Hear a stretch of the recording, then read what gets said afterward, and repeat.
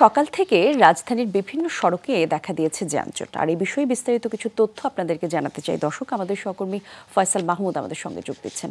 ফয়সাল, একটু জানাবেন সড়কের বর্তমান পরিস্থিতি কেমন দেখছেন? আমি যখন অফিস আসছিলাম তখনও যানজট দেখেছি, এখনকার পরিস্থিতি একটু জানাবেন।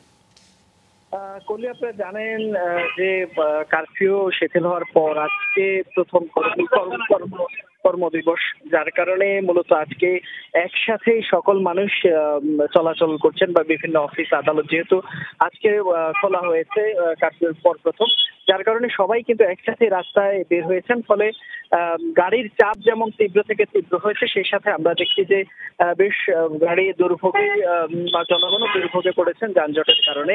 আমি এই মুহূর্তে আছি প্রগতি সরণি এলাকায়। এই সড়কটি আপনি জানেন খুবই ব্যস্ততম একটি সড়ক। এখানে যেমন বাস চলে, দূরপাল্লার বাস চলে, তেমনি নগর গণপরিবহনের পাশাপাশি সিএনজি এবং রিক্সাও চলে, যার কারণে সবসময় এই সড়কটিতে যানজট লেগে থাকে।